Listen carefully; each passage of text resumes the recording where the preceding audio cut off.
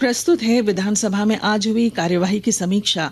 लेखक हैं दैनिक सन्मार्ग के संपादक ज्ञान रंजन कुमार। झारखंड विधानसभा के बजट सत्र में आज वित्त वर्ष 2025-26 के लिए ग्रामीण विकास विभाग का 98 अरब 41 करोड़ 41 लाख रुपए का अनुदान मांग ध्वनि मत से पारित की गई। विपक्ष ने सरकार के जवाब का बहिष्कार किया। चर्चा का जवाब देते हुए ग्रामीण विकास मंत्री दीपिका पांडे सिंह ने कहा कि विषम परिस्थिति में भी हेमंत सोरेन की सरकार ने राज्य के ग्रामीण क्षेत्रों में विकास की कई योजनाएं चलाईं। हमारी अबुआ सरकार ने राज्य के ग्रामीणों को अबुआ आवास दिया। इस योजना का अनुकरण अब दूसरे प्रदेश की सरकारें कर रही हैं। उन्होंने कहा कि हमारी सरकार ग्रामीण क्षेत्रों में पलायन को रोकने, लोगों के जीवन स्तर में सुधार, समाज के सभी वर्गों का सर्वांगीण विकास तथा कृषि क्षेत्र में मूलभूत सुविधाएं उपलब्ध कराने के लिए कृत संकल्प है। उन्होंने कहा कि मनरेगा के तहत 10 करोड़ 97 लाख 13 हजार मानव दिवस सृजित किए गए। अबुआ आवास के तहत 4,50,000 योग्य परिवारों को आवास का लाभ दिया जा रहा है। उन्होंने कहा कि आगामी वित्त वर्ष में मनरेगा के तहत 15 करोड़ मानव दिवस रोजगार सृजन का लक्ष्य है। बिरसा हरित ग्राम योजना के लाभुकों को कार्बन क्रेडिट लाभ से जोड़ने की कार्रवाई की जाएगी। उन्होंने कहा कि राज्य के 100% आदिम जनजाति के सदस्यों को आवास योजना के लाभ से आच्छादित किया जाएगा। सभी प्रखंड मुख्यालयों में पीपीपी मोड पर पलाश मार्ट चलाई जाएगी। इससे पहले भाजपा विधायक कुशवाहा शशिभूषण मेहता ने अनुदान मांग पर कटौती प्रस्ताव लाते हुए कहा कि ग्रामीण विकास में सरकार ने जो पूर्व में घोषणा की है उस पर भी अभी तक काम नहीं हुआ। मनरेगा योजना लूट का अड्डा बना हुआ है। अबुआ आवास योजना में भी भ्रष्टाचार है। आज सदन की कार्यवाही शुरू होते ही कांग्रेस विधायक रामेश्वर उरांव ने रांची के सिरमटोली में बन रहे फ्लाई ओवर से सरना स्थल के प्रभावित होने का मामला उठाया। उन्होंने कहा कि उस एरिया के आदिवासी भाई बहन विधानसभा मार्ग में मानव श्रृंखला बनाकर विरोध कर रहे हैं। सरकार को इसकी जांच कराकर कार्रवाई करनी चाहिए। जवाब में संसदीय कार्यमंत्री राधाकृष्ण किशोर ने कहा कि सरना स्थल पर बाधा उत्पन्न नहीं होने दिया जाएगा। प्रश्नकाल के दौरान विधायक जयराम महतो ने राज्य में अधिवक्ता सुरक्षा कानून लागू करने की मांग की।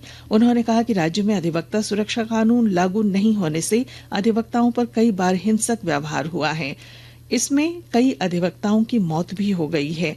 उन्होंने सरकार से एड वैलोरम कोर्ट फीस वापस लेने की भी मांग की।